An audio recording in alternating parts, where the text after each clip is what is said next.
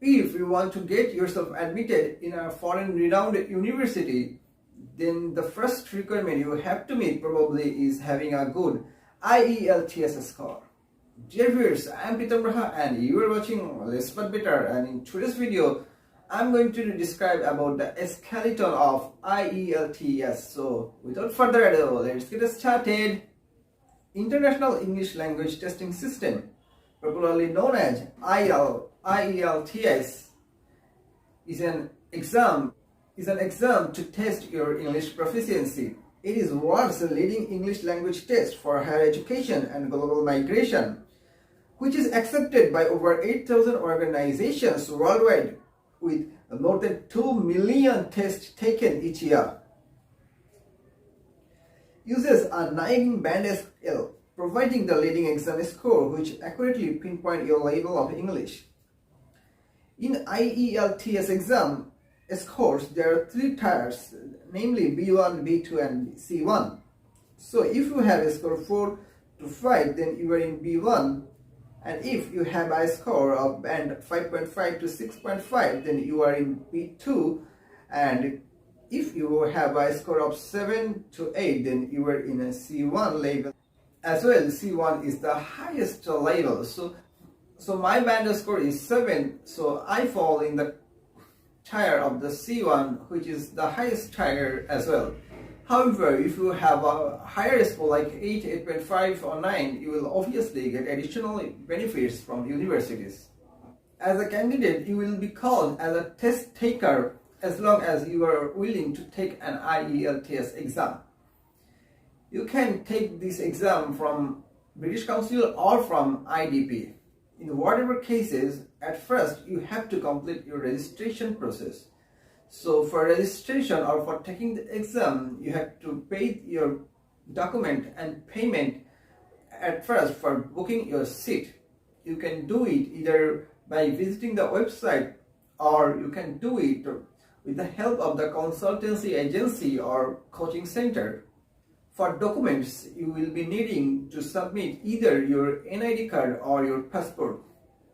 And it doesn't even matter whether you complete your registration via your NID card or your passport.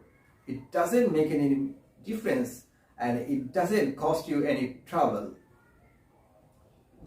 For payment, it actually fluctuates. It actually increases from time to time. I completed my registration process April 2021, and at that time it was 18,750 Bangladeshi taka, which is around $200. So you can adjust this amount the time you are taking the exam and the country you are in. And the general principle is this amount is always be increasing gradually.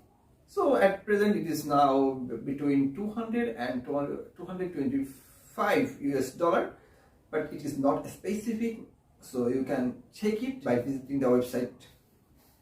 While I make this video, I've got cold and fever, as well as I have a short throat, so my voice is maybe a little bit distorted, or it sounds harsh or something else, and my breathing is also not clear. So if you face any problem listening to my voice, then my sincere apology, and please pardon me for today.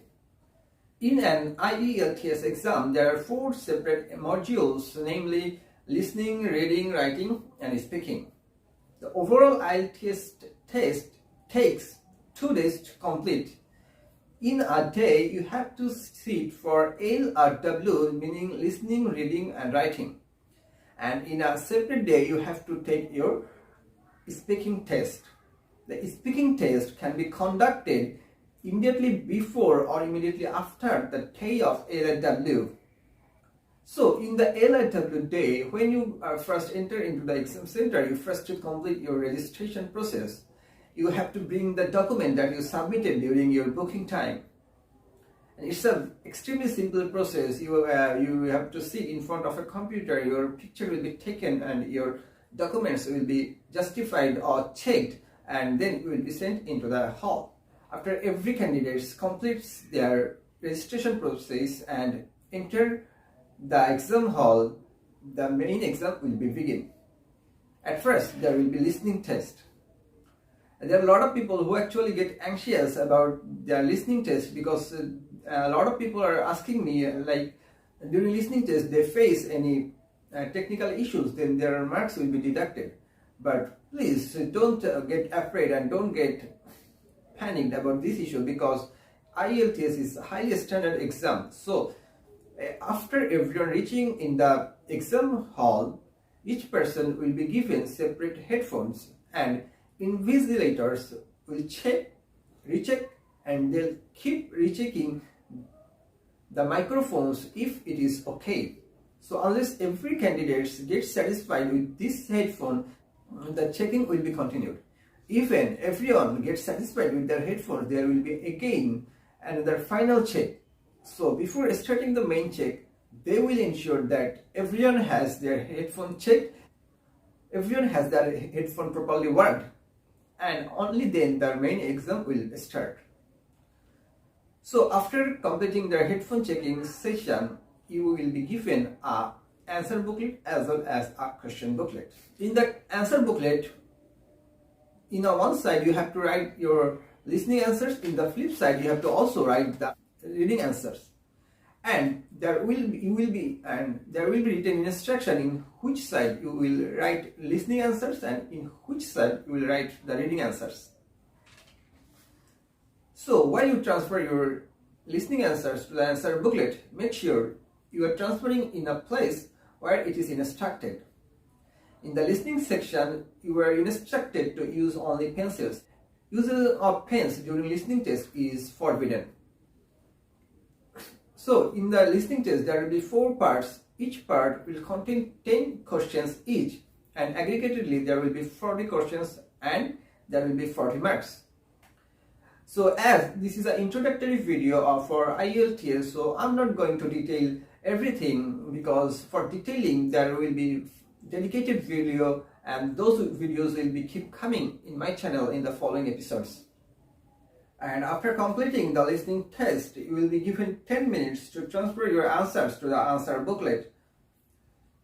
While transferring your answers, make sure that you write the proper spelling as well as proper capitalization, because for misspelling, your numbers will be deducted.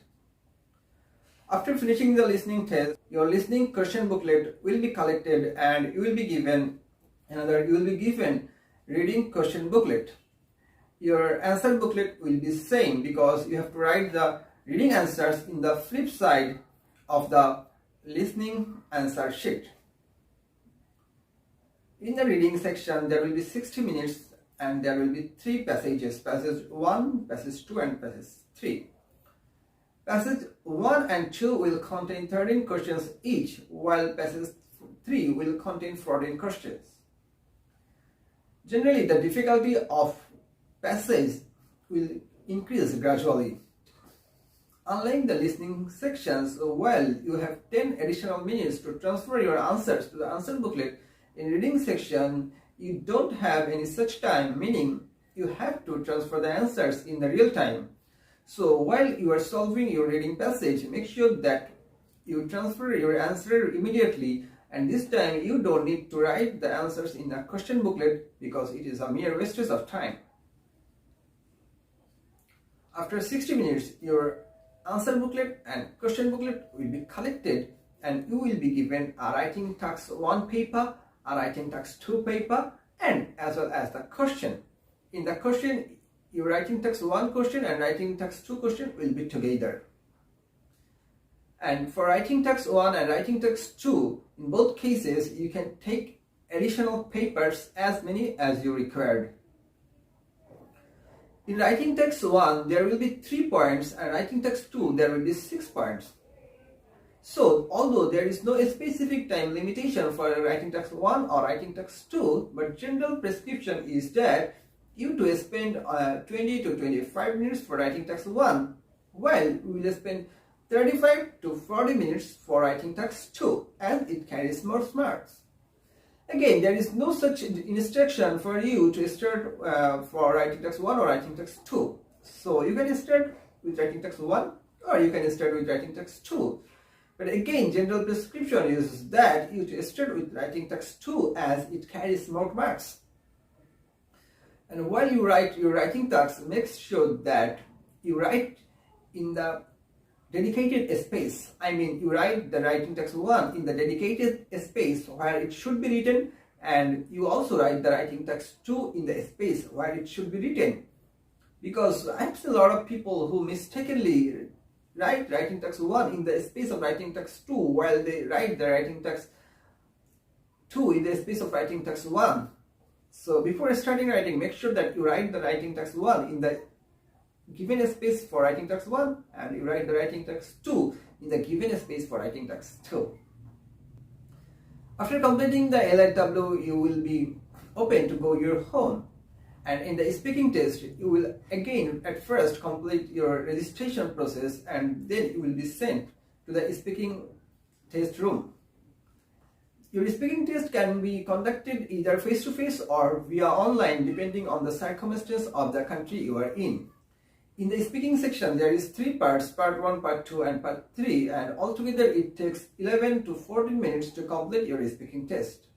Although it can go beyond 14 minutes or it can finish before 10 minutes, but if it goes beyond 14 minutes or it finishes before 11 minutes, there is no problem at all. It actually depends on the test taker and the examiner.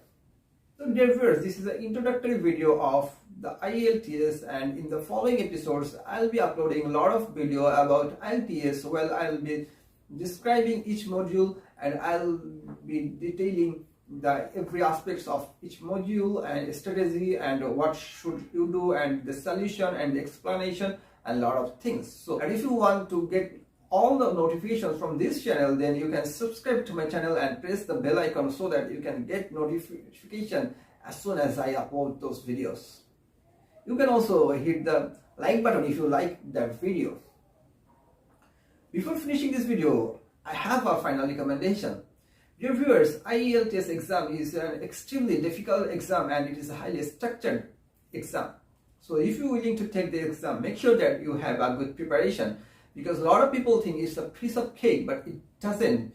It's an extremely difficult and structured exam. So if you take the exam without proper preparation and if you don't get your desired score, then your confidence level can go down and your mental condition can be broken. So make sure that you have a good preparation before you take the exam. If you have any suggestion for me, how can I improve my video or what sort of video you want, then you are welcome to put your comment below in the comment box. See you in the next episode. Till then, goodbye.